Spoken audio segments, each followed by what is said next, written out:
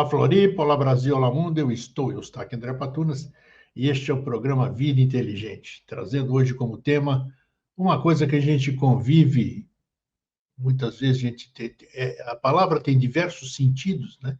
Então nós vamos tentar abordá-la de todas as formas, para que a gente possa ter uma visão macroscópica e não apenas microscópica da questão. Nós vamos falar sobre o caos hoje, o caos.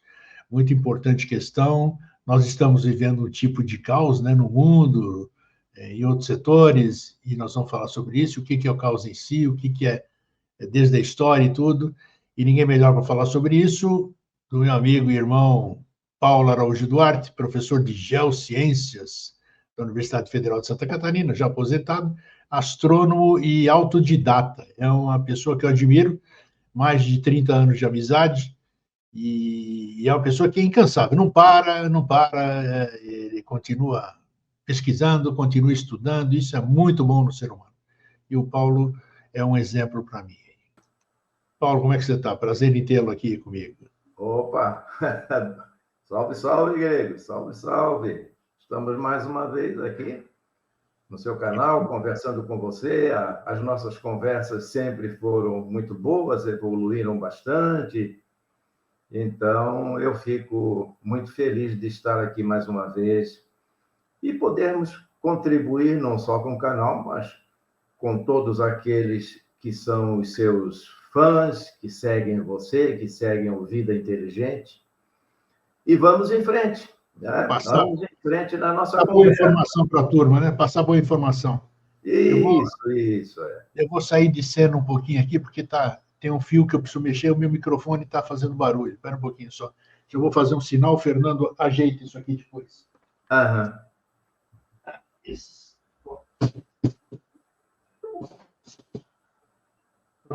Resolvido.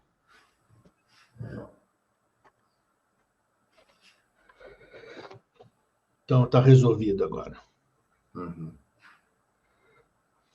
Vamos seguir, o Fernando já corrige aí. Ô, Paulo, vamos começar pelo seguinte. Eu andei pesquisando, como a gente ia falar sobre esse tema, eu andei pesquisando sobre o caos. Tem muita coisa, eu nem sei por onde começar, né? Então, você vai conduzir a conversa. Mas eu li a teoria do caos e o efeito borboleta. O que vem ser aí? O que vem ser isso? Eu li, não entendi muito bem. Então, hoje é uma boa oportunidade para eu aprender também. Tem até um filme que está, se eu não me engano, na Netflix, que trata sobre essa questão aí do efeito borboleta. Se não me engano, até o próprio título do filme é Efeito Borboleta. Opa. Alguma coisa assim.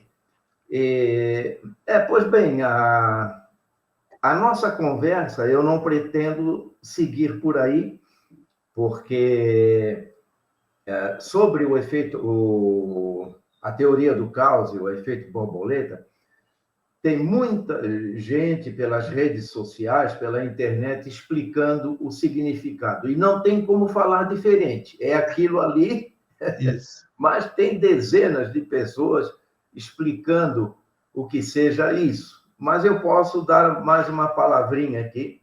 Né?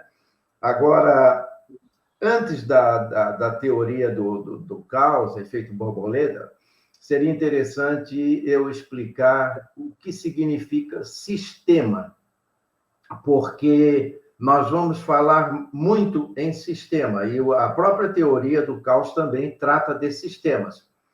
Então, dar uma explicação rápida sobre sistema. Bom, em princípio, o sistema é um conjunto de peças que interagem entre si e que têm uma função definida. Eu vou dar um exemplo bem fácil de entender. Se nós tivermos todas as peças de um relógio e colocarmos numa caixa, isso não é um sistema. Passará a ser sistema no momento em que nós pegarmos todas essas peças, montarmos o relógio, ele começa a funcionar e vai ter uma função, marcar as horas. Então, aí, esse relógio passa a ser um sistema. enquanto ele era apenas um monte de peças jogadas numa caixa, não era sistema. A partir do momento que ele está trabalhando, tem uma função definida, e todas as peças interagindo entre si, ele passa a ser um sistema. Perfeito. Okay?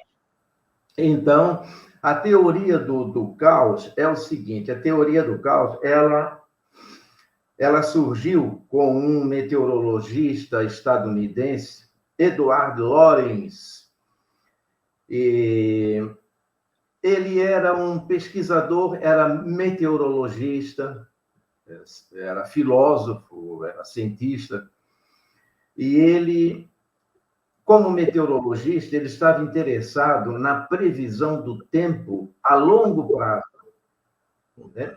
Então, ele criou um modelo matemático e jogou no computador dele para fazer esse teste, esse trabalho.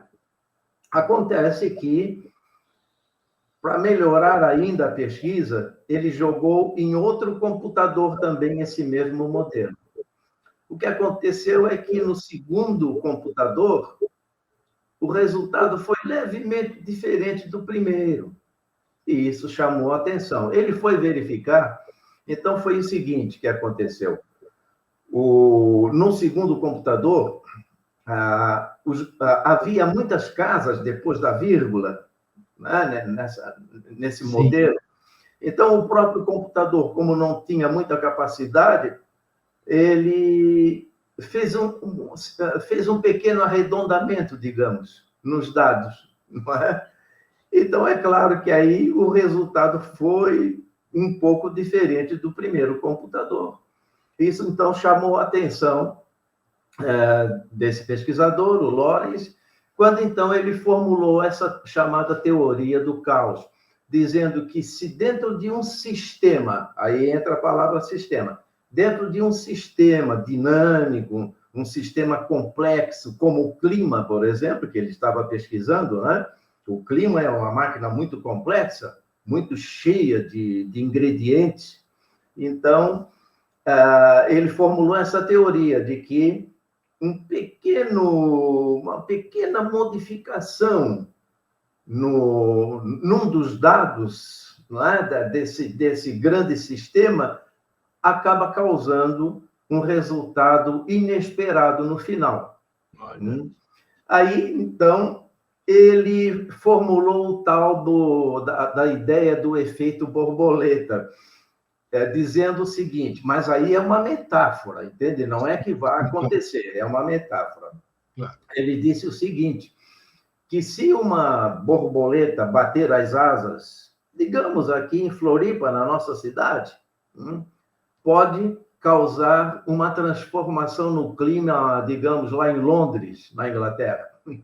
Quer dizer, num lugar bem longe. Só para dizer que um pequeno movimento de alguma das peças dentro desse sistema pode causar um resultado inesperado em alguma situação, ou no resultado final esperado, né?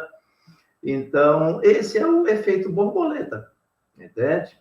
Então, isso é a teoria do caos, que a matemática, a física, eles pegaram essa ideia e começaram a jogar em outros sistemas. Não é?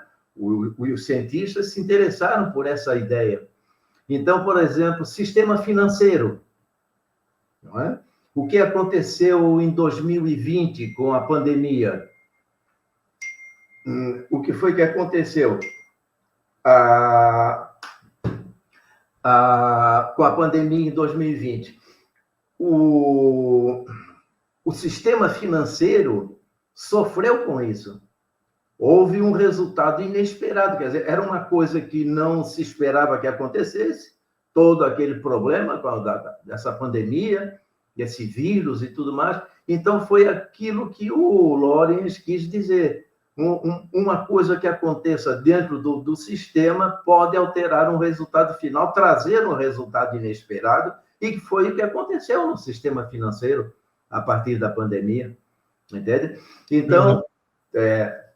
Então, os matemáticos, físicos e tudo começaram a aplicar essa ideia da teoria do caos, efeito borboleta, nos seus estudos, E a coisa foi, até hoje, aplicada em vários sistemas, como, por exemplo, o sistema viário de uma cidade, não é? A mobilidade, o estudo da mobilidade, do trânsito, do sistema viário nas cidades. Então, passou a ser aplicada essa ideia, essa teoria, em vários setores da nossa vida.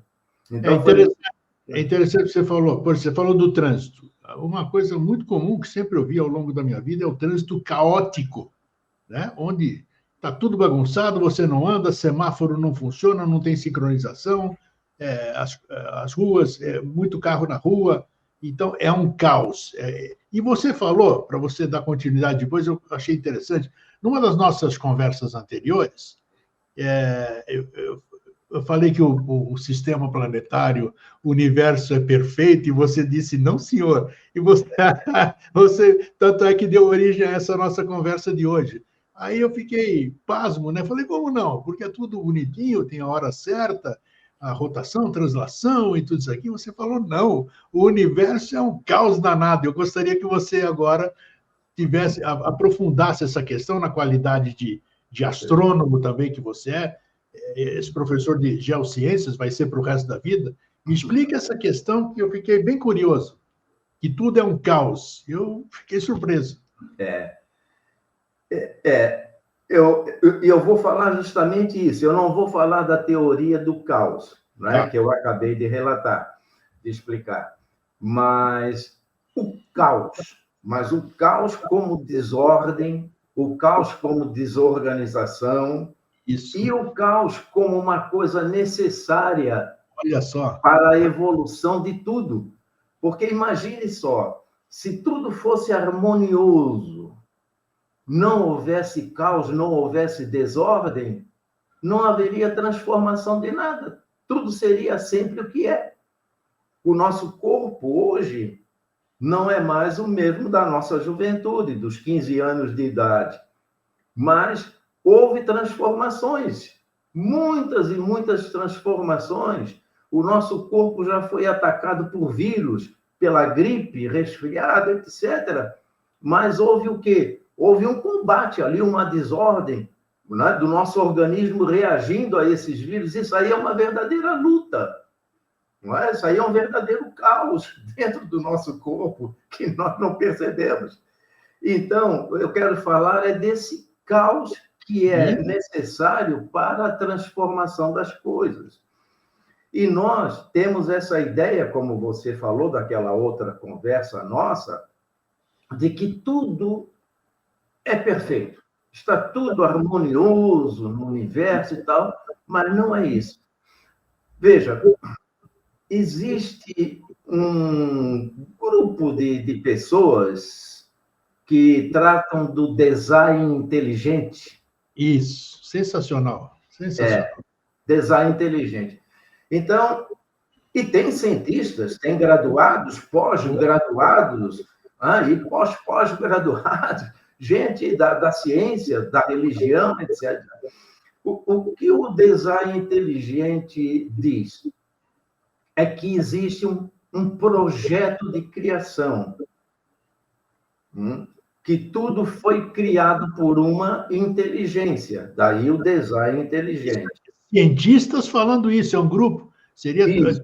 Recomendo que assistam o documentário, inclusive, porque é sensacional. Isso, Então, eles buscam na natureza evidências de que as coisas são perfeitas. E se as coisas são perfeitas, significa que houve um projeto de criação. Isso. Houve uma inteligência, houve uma intenção.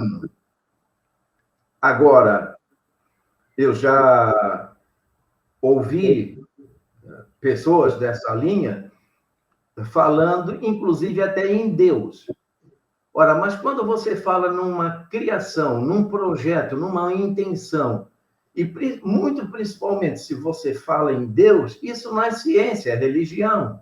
Exato, exato. E religião é questão de fé. Entende? Para a ciência, não basta você dizer, houve um criador. Mas você tem que provar. Ah, mas eu tenho uma rosa, olha só uma rosa, como ela é perfeita, aquelas pétalas todas, que bonito aquilo ali. Mas essa ideia de perfeição é uma criação do ser humano. Nós é que criamos essa ideia de perfeição. Mas agora, será que para a natureza uma rosa é perfeição? Vai lá saber. Boa. Nós é que criamos a ideia de perfeição. Não é? Então, e isso tudo por quê? Porque o ser humano, grego, não se conforma em viver em meio ao caos. Nós queremos perfeição em tudo. Nós queremos que alguém tenha nos criado. O ser humano, ele precisa de uma proteção, ele precisa de uma explicação. E aí foram surgindo aos poucos astrologia, depois astronomia, ciência, religiões, acredito que as religiões, em primeiro lugar, e, enfim, filosofia e vários campos do conhecimento, misticismo, tudo no sentido de nos conformar, digamos assim, e dar uma explicação. Nós queremos uma explicação. Afinal de contas, qual é o sentido da vida? Exato. Qual é o sentido de uma rosa com todas aquelas pétalas? O que significa isso? Nós queremos respostas, mas a natureza não nos dá respostas. Nós é que buscamos e inventamos respostas. É mesmo. E quantas? E quantas, né? Entende? Então, essa ideia do caos, então, que eu quero passar, é de que tudo, para poder se transformar, passa por um processo caótico. Então, quando você falou daquela outra nossa conversa sobre o sistema solar e tudo mais, vamos fazer o seguinte, vamos partir do começo de tudo. Isso. Big Bang. Big Bang. Né? Big Bang, qual é a ideia do Big Bang? É que hoje está provado pela ciência assim, que todas as galáxias estão se afastando entre si. Ora, se elas estão se afastando entre si, significa que se você passar o filme ao contrário, houve um momento em que elas estavam todas juntinhas. Né?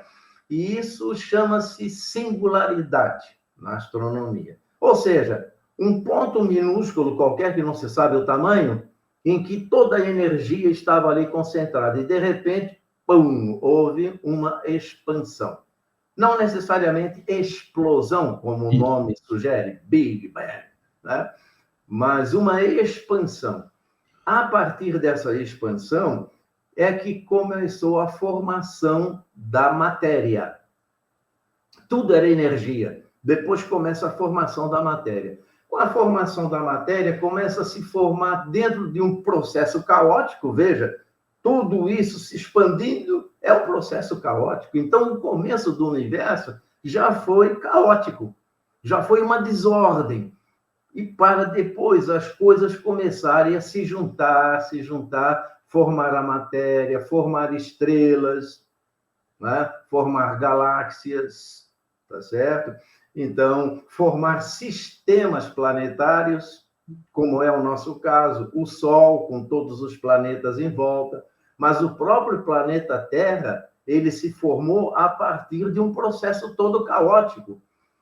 Inclusive, a ideia que se aceita mais para a formação da Lua é que teria passado junto da Terra, raspado, um objeto mais ou menos do tamanho do planeta Marte, e que raspou pela Terra e passou embora, e esse material que foi tirado da Terra em formação formou a Lua. Ora, tudo isso é caótico. Então, o próprio sistema planetário, a Terra, é um processo caótico. Nada está parado, porque se as coisas estivessem harmoniosas, paradas, não haveria transformação. Não haveria evolução. Agora, veja bem, evolução não significa dizer que as coisas vão para melhor. Não, evolução no sentido de transformação. O nosso corpo evoluiu, desde bebezinho até agora. Isso é a evolução, não é? É a transformação. Então, tudo no universo se transforma. E o caos é que é o causador dessa transformação. Se não fosse o caos, não haveria transformação. Entendeu? Eu nunca tinha visto a coisa por esse prisma, É interessante isso, né? Porque a gente pensa, é isso que dá o condicionamento. A gente cresce dentro de um condicionamento e a gente adquire uma viseira, muitas vezes, a gente até desconhece que a gente tem viseira, né? Não consegue enxergar a nossa viseira, e a gente fica limitado nessas ideias. Hoje você está abrindo bem a minha viseira para coisas que são lógicas, são evidentes o que você está falando. Estou feliz de ver isso aí, porque onde eu via caos e eu achava que aquilo era uma coisa ruim, a partir de agora eu entendo, depois que você falou. Não interessa que seja aos 74 anos, porque a vida é um aprendizado eterno, né? Então, isso ajuda você a viver, o entendimento ajuda você a viver. Sim, o caos é necessário, né? O caos é necessário para a transformação de tudo, entendeu? O próprio sistema planetário, por exemplo, o nosso sistema solar, é um sistema, porque nós temos uma série de peças comandadas pelo Sol. Sim. Agora, o Sol, como toda estrela, está se transformando aos poucos. O hidrogênio vai se transformando em hélio, o Sol vai crescendo, o Sol está crescendo. E chega um determinado momento em que ele engoliu o Mercúrio já foi, se transformou, entrou na massa do Sol. Vênus, e provavelmente vai pegar a Terra e talvez até Marte. Ora, com esse processo de expansão do Sol, tudo vai se transformando. E não vai ser preciso o Sol chegar aqui na Terra para que a água toda da Terra evapore, que a vida acabe. Então, tudo é transformação. O sistema planetário vai acabar um dia, sim, vai se transformar completamente, mas está se transformando aos poucos. Tudo se transforma aos poucos e nós não percebemos. Por isso que nós pensamos que está tudo em dia, tudo harmonioso. É. Entende? E eu vou lhe dar um outro exemplo do caos. A concepção, a fecundação. Imagine você aquele monte, aqueles milhares de espermatozoides, aquela correria danada, sai da frente que sou eu. E aquela, para chegar lá no óvulo para a fertilização. Esse começo da vida já foi uma briga danada, uma correria danada, um caos danado. Tudo começa por aí. E outro detalhe, hein? Outro caos também, o próprio nascimento da criança ou de um outro animal, mas vamos ficar aqui nos seres humanos, né? O nascimento da criança é um caos para a mãe, é uma transformação para a mãe e para o bebê, para a criança. Imagine, você sai de um ambiente líquido e entra num ambiente gasoso, e pior ainda, às vezes ainda recebe um tapa na bunda do médico para poder chorar. Então você já nasce chorando, você já nasce dentro de um processo caótico. Então, desde a fecundação até o nascimento, é um processo caótico. E esse caos continua pela vida inteira. Você considera, já que você falou nisso, você considera a morte um fato caótico, por exemplo? A passagem, o fim da vida, você considera um fato caótico também? Como é que você vê isso? Também, principalmente quando a morte pode se fazer de várias maneiras, não é? Por um acidente, por exemplo, como recentemente ocorreu com um jogador de futebol, se eu não me engano, inglês, uma coisa assim, não é? De excesso de velocidade, essa coisa. Quer dizer, é caótico isso aí, não é? Um acidente de carro, tal, de ônibus, de avião, como às vezes acontece, é um processo caótico. Então, eu acredito que aquele desespero, todo aquilo ali é um caos, né? E tem também, às vezes, o desencarne de pessoas que estão doentes. Imagine você a doença é um desequilíbrio do organismo. No momento em que o organismo se desorganiza, não é? Desequilibra, vem a doença. Então, a própria doença já é um desequilíbrio do quê? Do sistema. Porque o nosso corpo é cheio de sistemas. Por exemplo, sistema respiratório. Verdade. Sistema imunológico. Não é? Temos vários sistemas, o cardiovascular, enfim, vários sistemas dentro do nosso corpo. No momento em que uma borboleta bate as asas aqui e vai causar problema lá no outro lado, acontece nesses sistemas também. Uma pecinha desse sistema se desorganiza, o sistema como um todo se desorganiza, vem o caos e vem a doença. Aí, no caso da morte, como você fala, você vê que coisa aborrecida a pessoa morrer, não é? Com uma doença grave, sentindo dor. Imagine você, a dor. Não é? Entende? Então, é assim, dependendo das condições, é um sistema caótico. Agora, há pessoas que, por meio da religião, do misticismo, enfim, tal, se preparam para esse momento, né? Aí pode não ser tão caótico. Agora, você falou isso aí, ó, nós estamos aqui, a gente não tem parâmetro, vamos dizer assim. Uhum. A religião do jeito que ela é, vamos esquecer o religare, que o latim e toda aquela parte científica, né? A religião, você acha um movimento caótico? Como você vê a religião? A religião é uma necessidade humana. Né? Como eu digo, os seres humanos são seres necessitados de proteção. Sim. Desde o início da humanidade,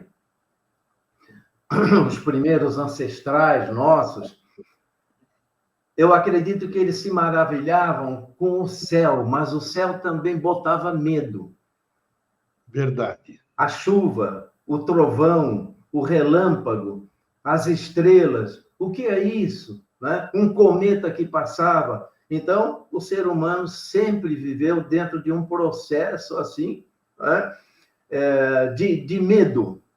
Né? De medo. Então, começa a surgir esses, digamos assim, essas pessoas com uma inteligência um pouquinho mais desenvolvida, que acabam ganhando adeptos e vão criando pessoas que vão aceitando as suas ideias, digamos, e aos poucos as religiões foram sendo criadas.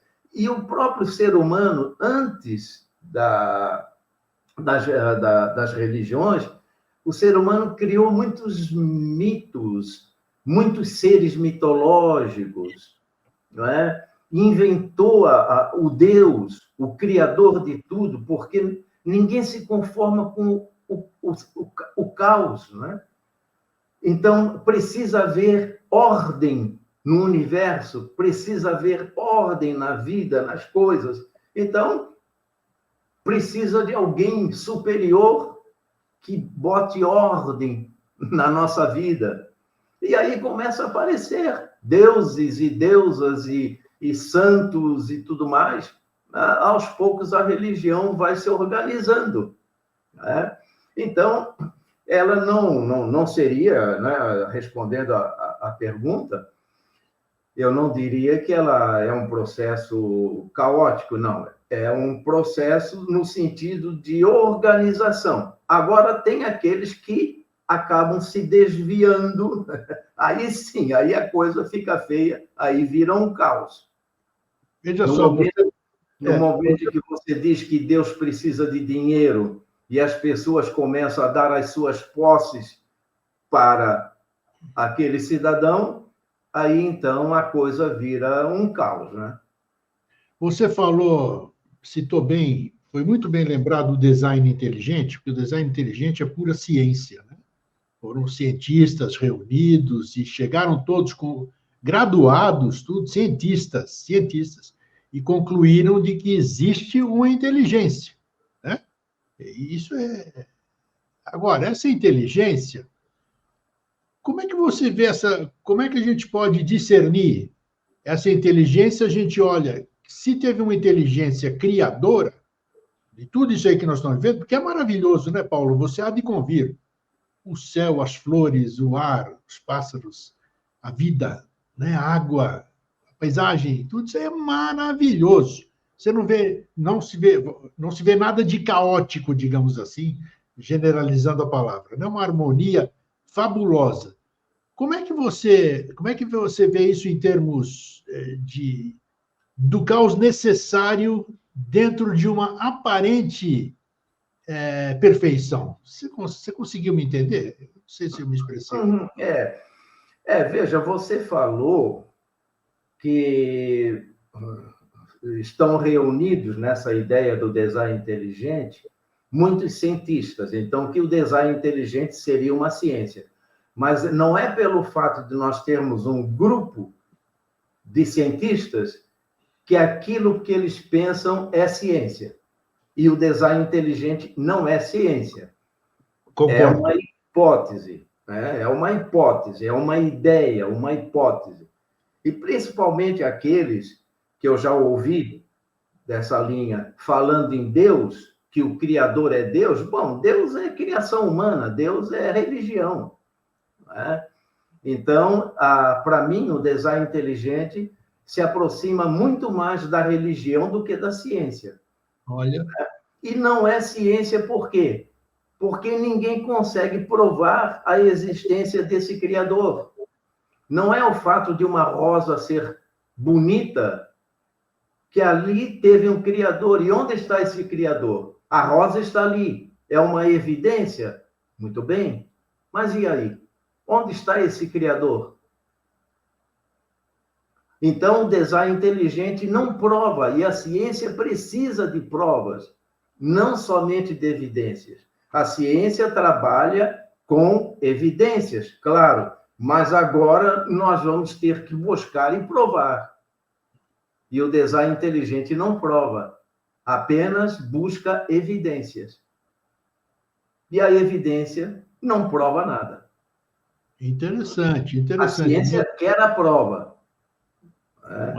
Mais uma abertura de mente que você me deu. Tem razão, porque o fato de eu ver que isso aqui não é à toa, aquela flor não nasce à toa, mas quem é que fez isso aí? Foi o Paulo Duarte? Foi o Grego? Foi sei lá quem? Realmente a distância é muito grande entre a ciência e a elucubração. Paulo, você foi um professor de geociências, uma universidade consagrada, que é a Universidade Federal de Santa Catarina. Como é que você, na sua didática, dentro desse tema que nós estamos fazendo, porque o professor ele passa o que ele estudou, o que ele aprendeu, né? E mais o que ele vai aprendendo, a sua concepção pessoal, que vai abrindo a consciência dele, ele passa. Sim. Você te conheço há muito tempo, eu não vi você lecionando, mas eu acho que não seria diferente. Você sempre foi um investigador, um instigador. Isso foi bacana. Você dava essa visão de um olhar macro para a questão do que aquela ciência ortodoxa que vai passando, é um papagaio de repetição. Como é que era o Paulo Duarte ensinando geociências para os seus alunos?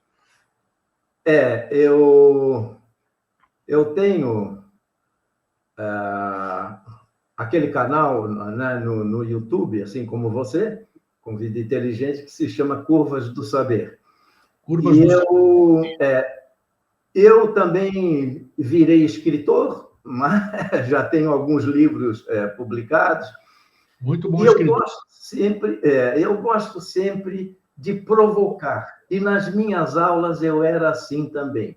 Ótimo. E você me faz lembrar até o caso de um aluno numa aula, era de astronomia, mas aí falando sobre vida, essas coisas e tal, porque em aula de astronomia sempre vem aquela pergunta: o senhor acredita em vida extraterrestre? Acredita em disco voador? Sempre vem essas perguntas, né? E havia um aluno, então, que falava sobre vida na Terra e tudo mais e tal, e ele era adepto dessa, como é que se chama? Greenpeace, né? Greenpeace, sim. Esse grupo aí, tal, de proteção ambiental e tal, e ele falava das baleias, né? Proteção das baleias e tudo mais e tal. Então, eu sempre gostei de provocar, né? De fazer o pessoal pensar um pouquinho, ao invés de só receber a definição das coisas e depois cobrar em prova. Isso. Fazer o pessoal pensar. Então, eu perguntei para ele assim: tá muito bem, você é do Greenpeace, você é defensor das baleias. Agora, vamos pensar um pouco. Você já imaginou quantas toneladas de peixe miúdo uma baleia come por dia? E quantos peixinhos poderiam sobrar para alimentar o ser humano e outras pessoas? Ele ficou pensativo, né? E o pessoal, os alunos até deram uma risadinha, assim, disfarçada e tal, mas é isso, ele ficou pensando. E tem isso também, tem essa questão, não é? Tem essa questão. E como nós estamos falando aqui em animais, veja você, nós costumamos dizer que os outros animais são predadores, como um leão, por exemplo. O leão, quando pega a sua presa, estraçalha, aquilo ali é um caos. Com certeza, sem dúvida. E nós somos animais também. A questão é que nós, seres humanos, criamos muitas ficções para nos colocarmos fora do mundo animal, para sermos especiais, para termos sido criados, talvez, por uma divindade, somos especiais. Mas não, nós somos primatas, nós somos primos dos chimpanzés, nós viemos de uma ramificação dos primatas. Não que a gente tenha vindo dos macacos, não, é dos primatas. Primatas são aqueles que não têm cauda. O chimpanzé, o bonobo, o gorila, e tem mais aí. Entende? Então, veja, os chimpanzés são muito parecidos. Aliás, nós somos muito parecidos com os chimpanzés. 2% de diferença. 2%, são 98% de DNA. Os chimpanzés brigam por território, brigam para defender o seu território, brigam para conquistar território. Eles elegem o seu líder, como nós fazemos. Né? Eles lutam entre si para conquistar o poder. Tudo, a sociedade organizada. As fêmeas ficam em casa para cuidar das crias, enquanto que o macho vai para a luta, vai buscar o alimento, vai ser o provedor da família. Nós somos muito parecidos com os nossos primos chimpanzés, entende? E nós somos predadores também. Imagine você vai no açougue, pegar uma alcatra, uma maminha e tal, e tal. Ora, aquilo ali foi um boi que morreu, ou foi um porco que morreu. Já imaginou quanto, você já ouviu assim, quando matam um porco, quanto que ele grita? Nossa. É uma coisa horrível, né? Horrível.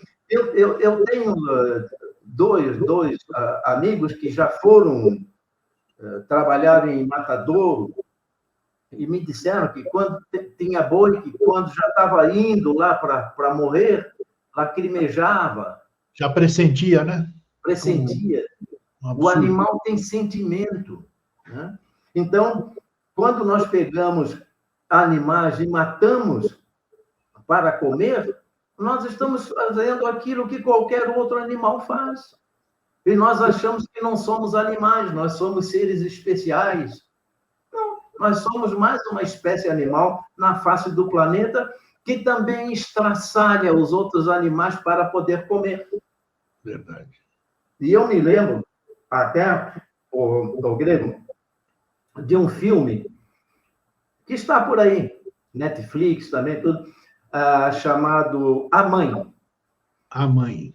Tá. E essa mãe estava conversando com a filha, ela estava tentando organizar a vida da filha, porque a filha era muito desorganizada, muito moderninha e tal.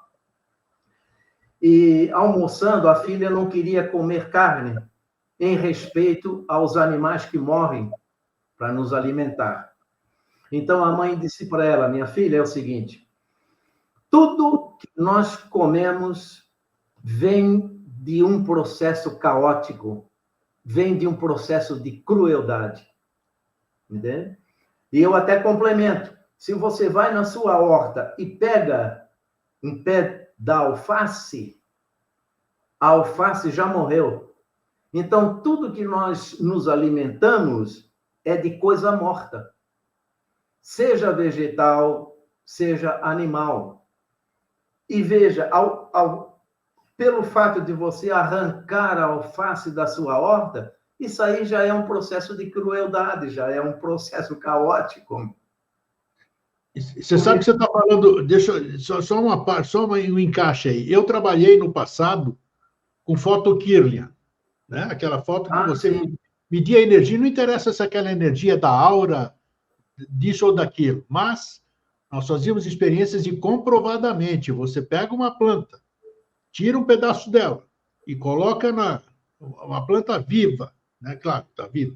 Você coloca a folha, aquilo que você retirou quando você bate uma foto, você percebe que há uma reação. Então, o que você está falando é puramente lógico. Eu, por exemplo, quem é que não gosta de dar flores? Mas tem que lembrar que aquela beleza vai durar 3, 4 dias, porque mais linda, ela fica linda o ano inteiro se tiver na terra, onde ela recebe todo aquele nutriente, né? Então, são questões realmente que a gente tem que ficar atento, né, Paulo? Sim, é verdade. Uma outra coisa aí nessa questão do caos, né? Voltando ali para a astronomia, por exemplo. Isso. Existe uma coisa que se chama canibalismo cósmico. Isso aí. É bom esclarecer isso aí também. Bem lembrado, bem lembrado. São galáxias que estão interagindo com outra galáxia geralmente menor, então a galáxia maior vai consumindo a galáxia menor.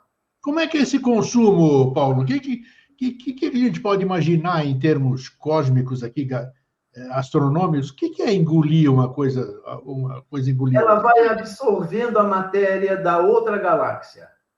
Entende? Vai, digamos assim, entrando na outra galáxia, consumindo matéria da outra galáxia. Entende? É uma interação entre as duas. Tá? Mas quem vai... Uma simbiose?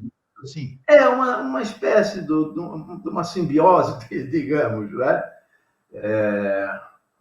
Mas a nossa galáxia, a Via Láctea, também estaria, segundo a astronomia, engolindo uma outra galáxia aqui nas proximidades, que é uma galáxia menor.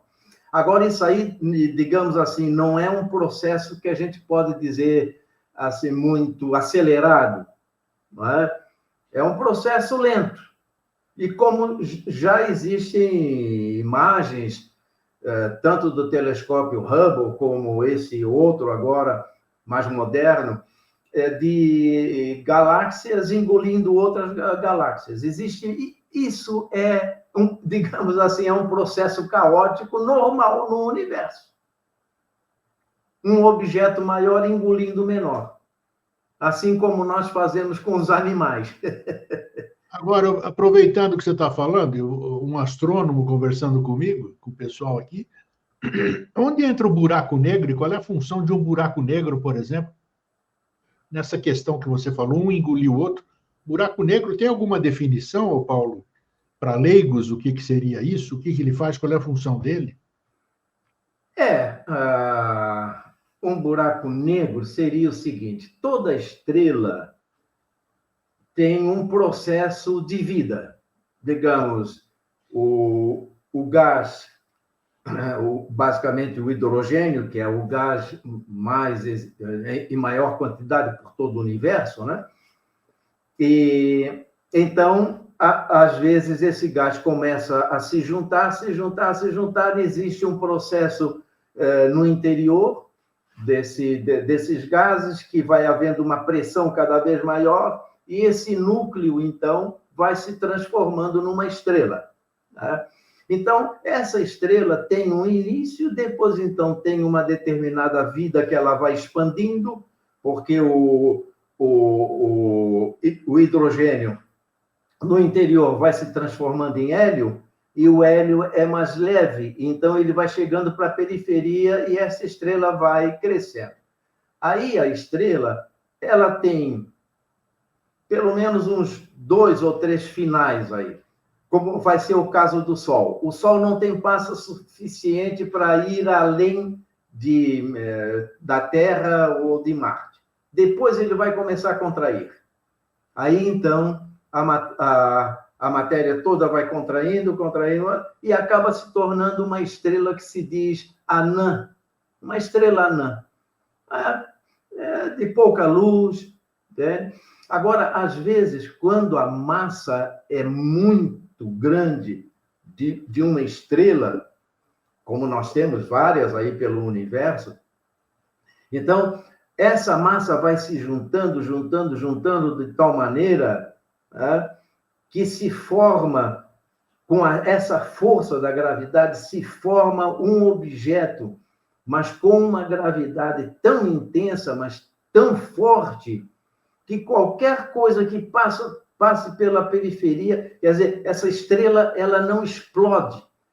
E existem as estrelas explosivas também. Quando ela vai contraindo, então, de repente, ela explode e espalha essa matéria para o espaço. Que, aliás, o nosso corpo, nós somos filhos das estrelas, porque tudo que nós temos no nosso corpo, carbono, ferro, etc., tudo veio das estrelas. Então, o nosso corpo é feito de matéria das estrelas que explodiram. Agora, quando a massa é muito grande, então se torna um objeto, mas com uma pressão gravitacional tão grande que ele fica por ali e tudo que estiver em volta ele consome. E qualquer objeto que passar por perto, ele engole. Entende? O buraco negro é isso, então. O buraco negro, então, seria isso. Seria o final de uma estrela muito massiva. Olha. Então, seria isso aí.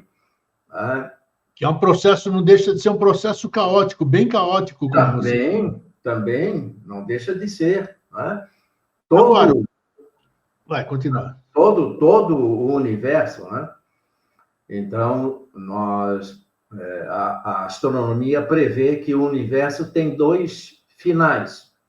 Ou vai expandir eternamente e vai ficando cada vez mais frio, né? Ou então vai chegar num determinado momento em que existe tanta matéria, que é a tal da matéria escura, que se diz. Não que ela seria escura, é porque a gente não enxerga, mas a ciência sabe que existe. Tem prova de que existe, mas não se vê. Agora, se essa matéria escura tiver uma certa quantidade, o universo vai começar a se contrair novamente, e acaba se tornando novamente aquela coisinha minúscula, aquela singularidade. Então, isso tudo, tanto a expansão como a contração do universo, é um processo caótico. E você acha que isso tem um fim? É muito difícil a gente falar sobre isso, mas isso é provado, né? Expansão, Sim. Qual é uma perspectiva isso tudo deve ter tido um início. Sabe-se lá como, a gente nunca vai descobrir, acho. Né? Uhum. Agora, você consegue ver um fim nisso ou não? Não, Grego, é o seguinte, a minha ideia, eu não tenho como provar, não é? Claro, Mas a claro. minha ideia é o seguinte, o universo, para mim, é uma coisa que sempre existiu e sempre existirá. O Big Bang, para mim, não foi o começo do universo.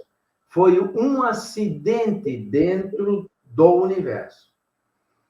Então, assim como o Big Bang ocorreu aqui, outro Big Bang pode ocorrer lá, outro pode ocorrer lá, e assim vai. Então, nós estamos vivendo dentro de uma bolha, digamos, que nós chamamos de Big Bang, o resultado do Big Bang. Mas esse Big Bang teria sido um acidente dentro do universo. Então, para mim, o universo sempre existiu e sempre existirá. Então, o universo não vai acabar. O que vai acabar é essa bolha onde nós vivemos. Ou ela vai expandir eternamente, ou vai se contrair e se formar novamente aquela singularidade. E, de repente, essa singularidade pode novamente sofrer uma expansão. E aí vem uma pergunta. Será que essa expansão, esse Big Bang que nós falamos, será que ele foi o primeiro? Eis a questão. Não Eis é? a questão. E como dizia o nosso amigo, né, o William Shakespeare, né, há mais coisas entre o céu e a terra do que pode supor a nossa vã filosofia. Porque realmente, Exatamente. melhor do que nós aqui, porque você é um astrônomo, então você fala e você enxerga aquilo que você sempre estudou. Nós não somos leigos, a gente fica imaginando apenas. Paulo, na reta final agora, como é que a gente pode, através disso aqui que você passou para a gente hoje, que é uma nova visão sobre o caos, o que seria o caos, né? O caos Uhum. não necessariamente é bagunça, não necessariamente é fim, não necessário é isso que a gente sempre pensou que é caótico, tudo isso aí é caótico, o que está acontecendo é caótico. Não, caos é transformação, como você disse. Como é que Uhum. a gente pode, doravante, com esse tipo de conhecimento, como é que a gente pode. Qual seria uma orientação sua da gente ver as coisas de uma forma entendendo melhor o caos? Não sei se eu. É difícil, são coisas que eu nunca falei, né? Então é difícil até me expressar para a questão assim. Você entendeu o que eu quis dizer? Pois bem, olha, o Grego, é o seguinte, eu não sei se eu vou responder bem Vamos a lá. questão, mas eu não poderia deixar de falar também, vamos ver se a gente consegue encaixar aí, essa questão do ser humano, da índole do ser humano. Não é? O ser humano ainda tem essa índole da conquista do poder, poder político, poder econômico, invadir o território do outro, fazer guerras, conflitos. Veja, por exemplo, em Ruanda, na África, não é? Existem os Tutsis e os Hutus, que vivem se brigando, são duas etnias que vivem se brigando, entrando nas aldeias do outro, matando homens, mulheres, crianças, tudo com metralhadora e aquela coisa. Quer dizer, digamos, uma tentativa de eliminar, né, ou de melhorar a etnia, enfim, essa coisa caótica que o mundo sempre criou, sempre foi assim. A índole do ser humano sempre foi assim. Veja, por exemplo, nós estudamos nas escolas que os portugueses descobriram o Brasil. Descobriram nada, invadiram o Brasil. E esse processo foi um processo caótico, porque eles chegaram em terras, como também os espanhóis, em toda a América, né, Latina e tal, América do Sul e tudo mais, eles chegaram e conquistaram a terra daquele que já era dono, dos indígenas que já eram donos. Isso é um processo caótico, você invadir o território do outro, né? Você invadir a cultura do outro. Eles vieram aqui no Brasil e impuseram a cruz para os indígenas, mas os indígenas já tinham a sua religião. Ora, isso é caótico, você invadir a cultura do outro, impor a sua cultura ao outro, e isso continua. Hoje, nós temos em torno de 50 guerras e conflitos pelo mundo. 50, pelo menos. Eu andei investigando, encontrei 50, pelo menos. E temos essa mais recente agora, não é? A Ucrânia com a Rússia, né? Entende? Então, o ser humano é um animal que vive como os outros animais, defendendo o seu território, conquistando o território do outro, invadindo a cultura do outro. E outra coisa, tanto coisa para resolver aqui entre nós, e nós estamos fazendo o quê?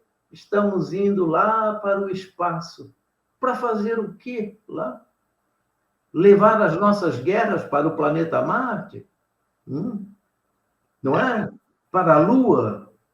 Para outros planetas? Levando o caos, mais caos para onde? Levando o caos. Mais caos ainda, né? Lá para cima, né? E mais ainda também, né? Hoje em dia nós já temos uma outra questão, que é essa guerra espacial, né? O espaço sendo militarizado. Hoje nós já temos satélite apropriado para destruir o satélite do outro lá em cima. Já falamos aqui, lembra do lixo cósmico, aquele absurdo? Sim, o lixo espacial, exato, já conversamos aqui, não é? Então, Greg, o que eu vejo é que a humanidade não consegue chegar na paz, digamos. A paz que a gente tanto pede, que a gente tanto quer, mas é impossível. A índole humana é a de um animal como qualquer outro. Conquista de território, conquista de poder. Entende? Então eu acho, né, que nós vivemos, então, dentro de um processo caótico geral. Verdade. Não só no mundo da astronomia, o clima, né? O clima também, não é?